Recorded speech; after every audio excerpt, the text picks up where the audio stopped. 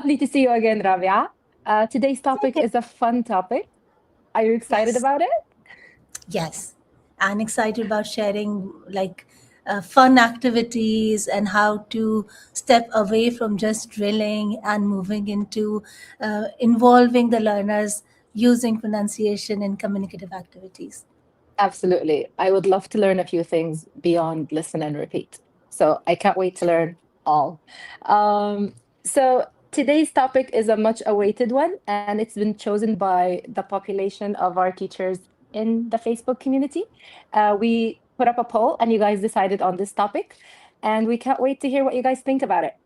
So, um, first of all, Rabia, you've been teaching for quite some time. So, I have a question for you. What is your biggest pronunciation challenge for your learners? For you? And as you tell us, I will ask the teachers to drop their own pronunciation challenge in the comments. Also, please tell us where you're joining us from. Yes.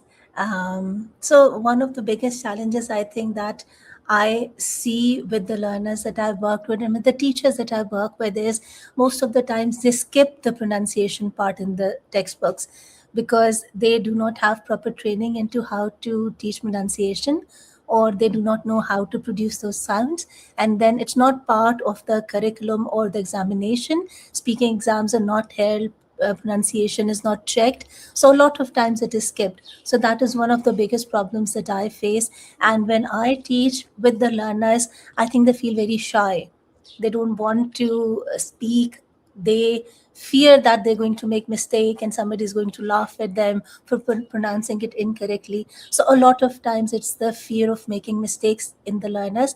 And then there is this, if you have not said that culture, other children do make fun of, oh, you're saying it like this, it's not said like that. So then moving from um, being able to understand what the other child is saying and respecting that, if you know it's you're communicating, that should be the prime purpose of speaking, and not pronouncing in one way or the other, accepting different accents in the way we speak. I think this is something I struggle with. What about you? That's it. That's very interesting. You made me think of something. As people, children, and students in class, learners in general, are quite shy when you actually teach pronunciation. But it's interesting that once you ask a person which skill would they like to work on, they immediately say, "I'd like to be a better speaker." So everyone's Yeah. very eager to become really fluent speakers, and I think pronunciation activities and pronunciation practice is very, very important in order to make sure that we deliver clear communication when we're actually using the language. So you made me think of that. That's very, very interesting. Um, so, as you've mentioned earlier, we are sharing tons of activities as much as possible, as much as time permits, with our teachers so that they can use them in their classes. Oh, we have a few people saying hi from Philippines, India, Mauritius, Sri Lanka, Libya, Vietnam, and Ethiopia. Welcome, everyone. Um, for the communicative pronunciation activities, I would like to ask you, what makes a pronunciation activity communicative? Okay. A lot of times we ask this question in our community, also asking our community members about what is their favorite pronunciation activity, and I think majority of them wrote about drilling, and then repeating after the teacher. And a lot of people think, we talked about this in an earlier session as well, that if they are just saying or repeating or loud reading, we think they are communicating. But to for a pronunciation activity to be really communicative, I think, does it affect the meaning? For instance, if I'm saying, um, uh, Nadia, would you sport me? And then you're saying sports says like game. But if I say, Nadia, could you support me, please? So if it is changing the meaning, for instance, can you draw a line? But I'm saying, can you draw a lane? And you're like, how can I draw a lane for you? I can, draw a line for you. So if it is doing that, then so does it affect the meaning? Then it's a communicative activity. If it's just drilling, then it will not affect the meaning. Teacher can just simply correct that, pronounce it that way. And then, does someone need to understand the speaker? So another person is involved, then it would be communicative. And then, is there interaction?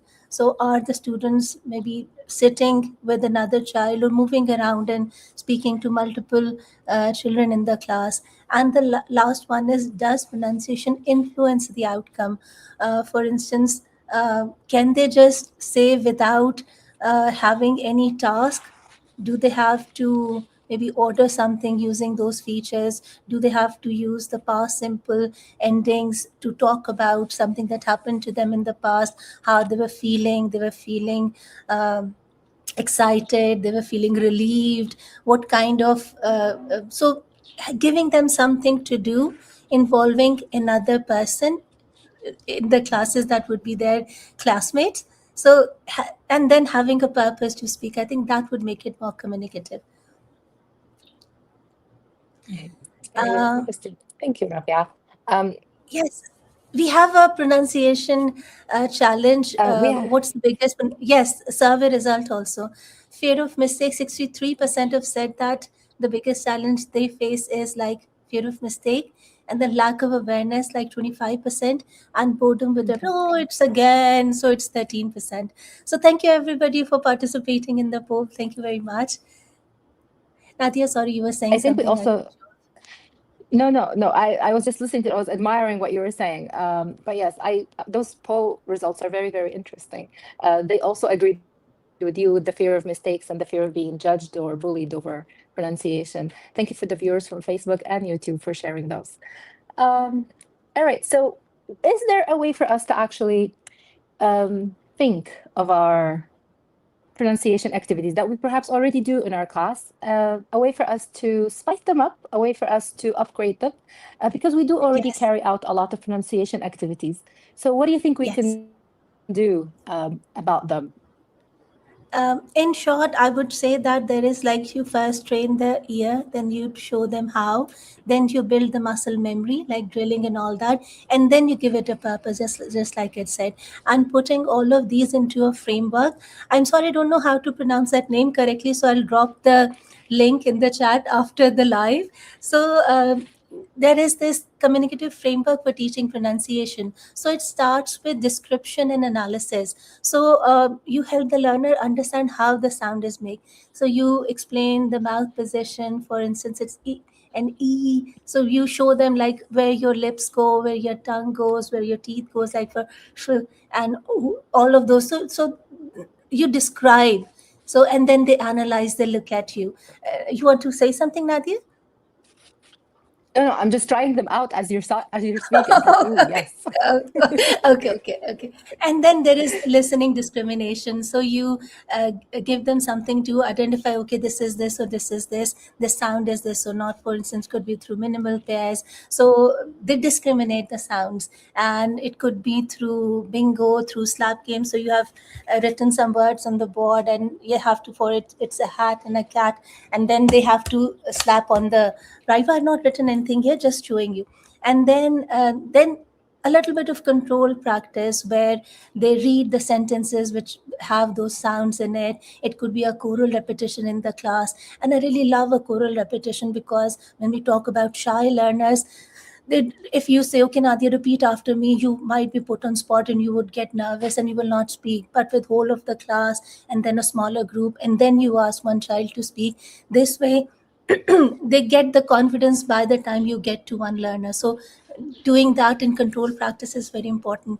Then the fourth stage is guided practice, and then you give them multiple questions and multiple answers, and they select. For instance, if I ask you this question, you'll read and you'll find the right answer and speak. So that is again supported by the teacher, but child has a little bit of choice in what to say, so they're able to understand. So a little bit of test of understanding of can they discriminate the sound or not. It could be as simple as an information gap, it could be a choice to make, it could be a need to listen very carefully and find the answer. So it could be maybe asking them about I didn't like the weight. So he said, wait, no, I didn't like the white. So they have the answer already with them also. So they can peer assess and peer support also.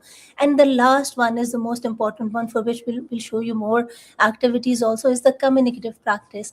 at the last, then you focus mainly on the meaning, not the pronunciation feature. So you use what you have uh, analyzed, you have discriminated through listening, you have done control practice of, you have done guided practice of, and now you're using that in a freer practice, a communicative practice. It could be a role play, it could be a problem solving, could be a story building, it could be information gaps, it could be games also, where they're using the language freely from their own mind, not just repeating after you. So that would be the essence of a framework that we can use, and we'll share the link for anyone who wants to read in detail more about that. Um Nadia, what are your thoughts about this? Would it work in your classes with your students? I think this would work in my class, especially if I added the last 2 steps that are not usually included in pronunciation activities. So if I put it in a simpler way, I would have to think about meaning. That's training the ear that you've mentioned, and then building the muscle memory. So that's the how, I guess. Um, Show them the how, then build the how, and then giving the purpose and making sure that it's actually communicative. It is not an easy task, I'd say, to actually transform it, our different pronunciation activities into a more communicative activities. But it's definitely worth giving a shot. So that's why I'm very interested in all the activities that we're sharing today. But I am thinking about what you said earlier. If it doesn't have all of these steps that you've just mentioned, then what we're doing is probably just a drill. So I'm keeping that in mind for my next class, Rabia.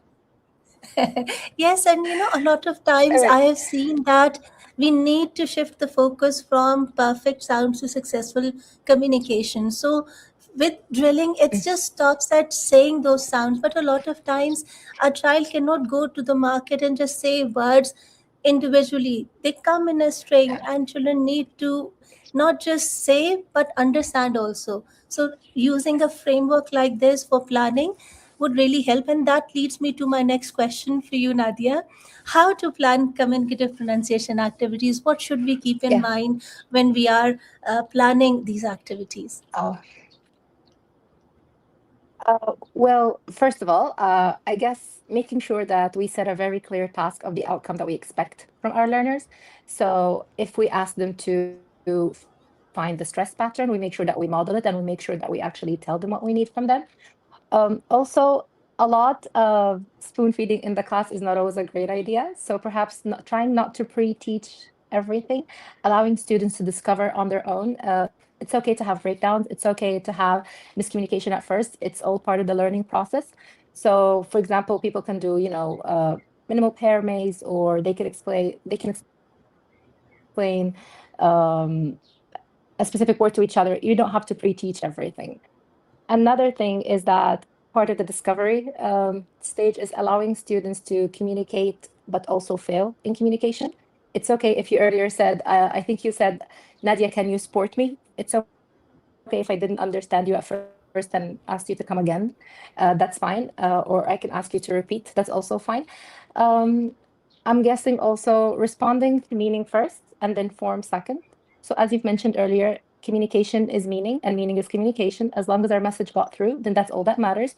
Regarding form or how accurate it is, should be the second thing that we look at. We do have to, draw attention to it as well, but it doesn't have to be the first thing that we go to.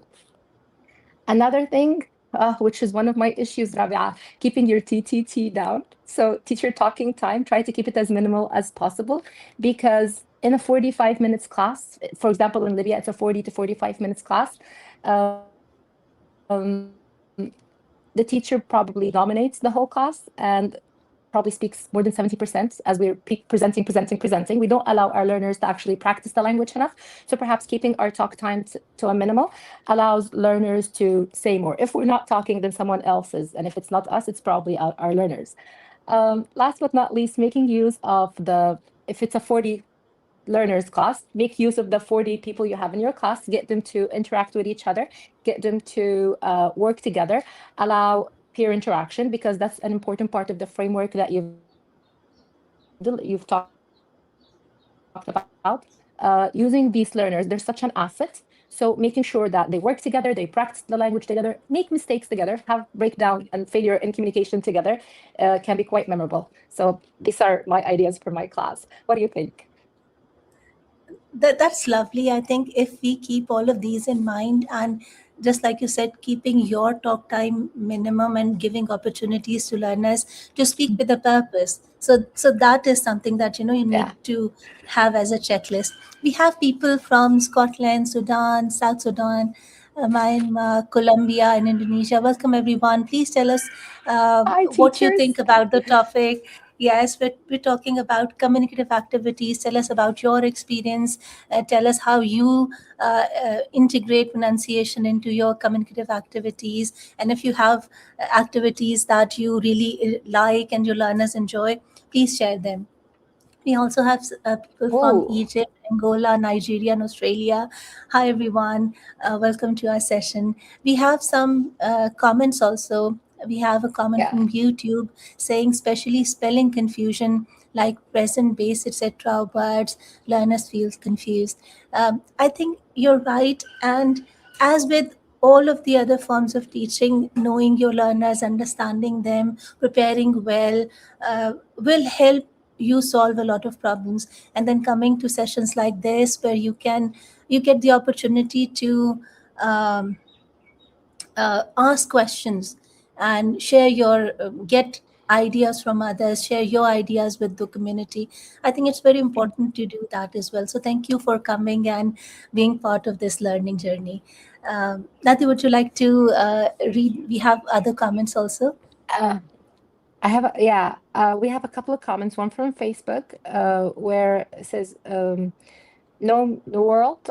I hope I'm pronouncing this correctly. Becomes communicative when the focus shifts from repeating isolated sounds to conveying meaning in real life context, like role plays and etc." Yes, we're actually going to be incorporating that in one of our activities. Another comment. Communication pronunciation activities bridge gap between form and meaning, ensuring learners practice sounds, stress, and Like you intonation said. in realistic interactive scenarios. Yeah, this is what we actually discussed. They use information gaps, problem solving, role plays to make pronunciation a natural part, conveying a message. That's brilliant. Again, that's the beauty of having such a great community coming together, sharing ideas. So thank you guys for sharing those. Okay. So, And there's another Rabia, comment. I go ahead. think both of your ideas are great, but Ooh, I'm thinking of how to incorporate IP into meaningful communication activities. We're going to touch upon a few of them in the activities that we share, so maybe it would be covered. So, if we, yes, yeah, hopefully. So, hopefully. yeah, I have an example for how to like actually run an activity using the framework.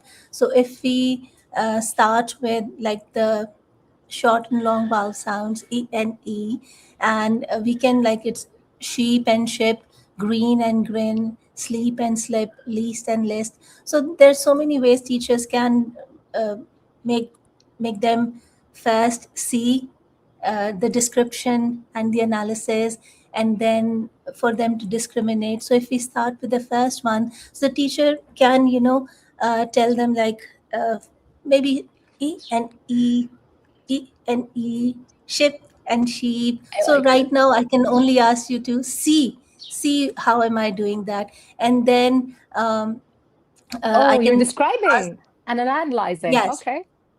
yes. So this is the first stage where you're doing that, and then you can also ask the students to maybe uh, copy you like that. Then you give them a little bit of maybe ship and sheep, and they say, okay, this is ship and this is sheep stretching. Yes, you also have a money band. Okay, and I have a pony. So you Money can rubber use band, yes. anything. Yes, anything that stretches, and it could be this and this also. They can use. They don't even need to have. Yeah. And this could be, yes, one clap or two claps also. Any way that works for you in the class. If you have a large class, if you have a very excited class, so you can do whatever activity matches your learners, and then you give them. It could be slap the board also. You can write short and long vowel sounds. And now this is listening discrimination stage. Now they're listening and they say, okay, this is ship or sheep. This is grin or green. This is like, which sound is it? So they can slap, okay, this is this sound, this is this sound. They can run to different corners of the class also for a short vowel sound and a long vowel sound. So they're discriminating. All of this is still not practicing speaking. This is them, how it is produced, they're listening how it is said. So you're giving them the language like a child learns the language, and then you give them a controlled practice. So they read maybe contextual sentences, focusing on the sound. So whatever they're reading, there's so many sounds from there. And then students, you can have a drill with them. Now they've started to speak. They first saw, they listen, now they're saying those words, maybe reading loudly or drilling with you. And then you give them guided practice. And then there could be a dialogue, for instance. I didn't like the wait, I didn't like the white. Really, I thought the service was quite fast. So he was trying to say, I didn't like to wait. But then there's, so this way the other child, because they have the answers, they can correct them from a list. And then in the end, it could be some communicative activity. For instance, it could be something has happened in my house, and you have to talk to me, and I've given you a list of words. So line and lane, cup and cap, somebody broke my cup, but I'm saying somebody broke my cap. So I'm using those in a dialogue. It would be not, the teacher is not telling them you have to say this, drill after me, everybody say this. Now children have a purpose to speak. So maybe you are the officer and I am the child at home, and my house was like robbed, and I'm trying to, tell you using minimal pairs. And because you also have practiced them, you also know which is the right. So now we are practicing, we are communicating through a role play. So this is one way to maybe make communication part of their spoken language as well, so that when something happens like this, they know how to say that, and they got a chance to think and say something with purpose. So this is one idea that I like I that. have. Yes. Any idea you have about, Nadia, how to use this framework to make activities more communicative? I do. It's actually it's another game that I like to use, and it's quite communicative, but it's also it could be funny. So if you'd like your learners not to laugh, don't use it. But it's a good fun game. We've talked about different versions of it, and this one is about intonation, which is the music of the language. Intonation is very, very important because it covers sentence stress, pitch, it contours a lot of the parts of the language. It shows hidden meanings, and you can actually understand what people feel or feel what people feel, even without looking at their faces sometimes, because their voices convey so much. How they say things is very, very important. So for my activity, mine is about guessing meaning from just listening. So I am going to challenge our teachers in the chat box here and in YouTube, Facebook and YouTube. Rabia and I will try out a few sentences for you, and you guys will have to guess what how we feel. So A, how we feel, and B, also our relationship to each other. We have a couple of Facebook comments before I do that. Someone's saying to motivate classroom engagement in the 21st century literature. Teachers can use interactive, tech-integrated, and collaborative communicative activities such as multimedia projects, role-based discussions, social media reading clubs, real-world connections. These strategies make literature relevant, participatory, and dynamic for today's learners. Yes, that's why we're trying Exactly. our best to make them as communicative as possible. Someone else is on Facebook is saying, in my experience, teaching pronunciation through games, songs, and repetition helps students learn sounds more easily. Definitely, because it's more memorable to do it through these mediums. Regular practice and encouragement makes them more confident speakers. Absolutely. That's what Rabia was talking about earlier, allowing them the chance to actually build the confidence to produce. Um, and then we have students find silent letters difficult, align, and assimilation in connected speech. They are because it's a different language, it's a new language. And I think with teachers, we sometimes, because we speak the language, and we already can, either have mastery over it or we're very good at it. So we forget that everything is new to these learners, the letters sometimes, direction of writing, and also the pronunciation. It's a completely new language. So silent letters can catch you off guard sometimes. Yes, Um, but they and there's a already question know about, a yeah, go language. ahead. They already know a language, their first Yeah. language. So you can always ask them to, how Yeah. do you say that in your language? How do you pronounce this? So the language that they already know, from using that, they can build on learning the new language also. Because a lot of times they have similar sounds. So they can say, okay, this is how you say it in that language also. This will give them confidence also that, okay, this is not something new. Languages have these sounds. They might differ a little bit, but then this is how you pronounce different words. So using Yes, their first language can help them pronounce, finding similar links from their first language also. There's absolutely. somebody has Um, asked question about how to use using tongue twisters to make it more fun.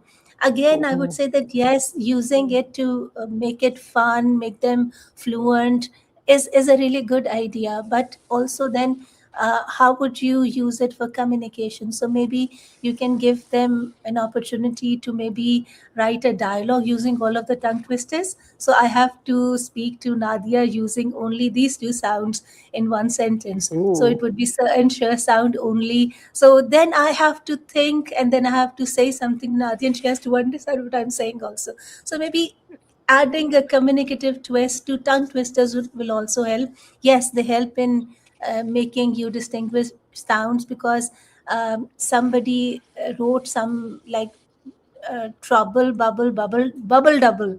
I was also unable to say that. So, but after a few tries, I was able to do that. So then giving that and then making it into a communicative activity would make it more exciting. So before we finish, Nadia, can we do that role Yeah, play? absolutely. Uh, yes. So a teacher delivers a specific sentence. That's the base of the activity. And then you have cards of emotions. You tell your students that they need to say this sentence based on this emotion. So they need to act out this emotion or this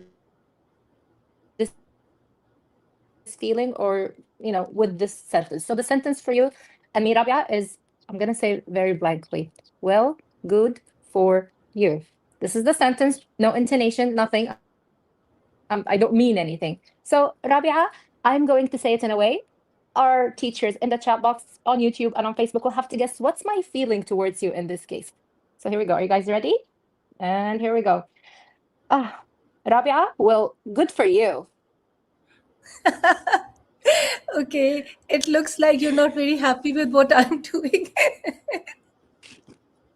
Okay, and I think if I Never. say, "Oh, Nadia, good for you," so I'm this. What does this show?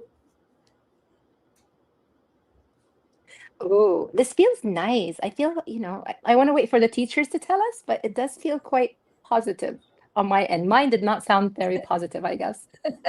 Weird. Yes, and there Uh, was one Chris told us about so, "Hello, Mr. Jones." So if I don't like oh, Mr. Jones, I yes. might say like "Hello, Mr. Jones," and if I know Oh, something about Mr. Jones, I would like "Hello, Mr. Jones."